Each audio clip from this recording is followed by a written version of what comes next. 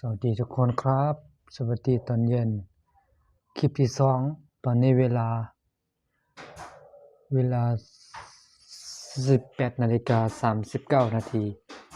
18:39 นาทีนะตอนนี้ก็ยังไม่ได้อาบน้ำนะฮะตอนนี้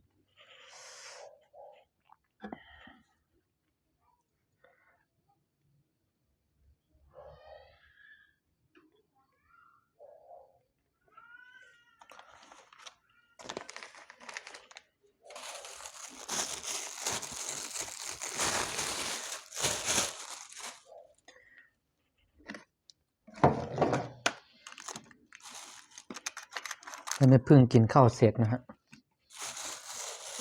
เพิ่งกินข้าวเสร็จแล้วก็มาลงไลฟ์วันนี้ก็วันเสาร์วันที่13นะครับนะวันเสาร์ในวันที่13ลงคลิปไปเลยนะฮะอัปโหลดคลิปวันนี้ก็น่าจะได้3คลิปเหมือนเดิมหน่อยนะฮะ3คลิปน่าจะได้คลิปนี้ก็คือเป็นคลิปที่2ไงคลิปที่2นี่ผมจะตั้งเวลาไว้ประมาณทุ่มครึ่งนะฮะ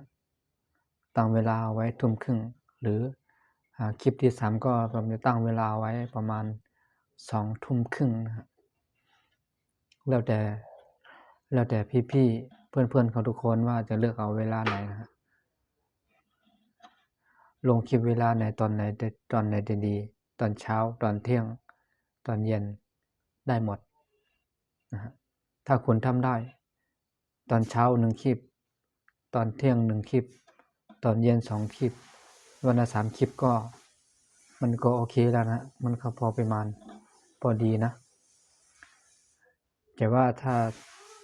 ถ้าคุณไม่มีเวลาจริงๆมันทำได้วันละ3คลิปนี้3คลิปก็คือ3เวลาไงตอนเที่ยง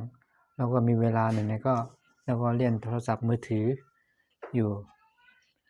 เราอัปโหลดคลิปวิดีโออะไรไม่ดีเหรอผมคิดว่ามันน่าจะดีนะครับมันจะดีต่อเรามันจะทำให้เรา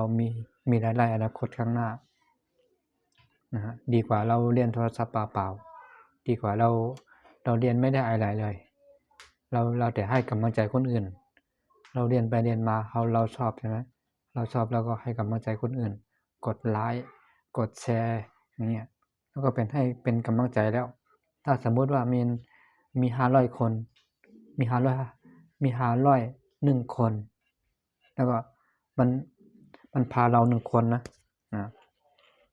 แสดงว่ามันอยู่กับเรา1คนละเราอยู่กับมัน1คนละนะเราอยู่กับมัน1คนมันมี1คนไง501คนถูกไหมครับต้องถูกนะไหนๆก็เราก็เรียนใช่ไหมถ้าเรียนก็อย่างที่ผมว่านั่นแหละนะอย่าให้เสียเวลาสวัสดีครับ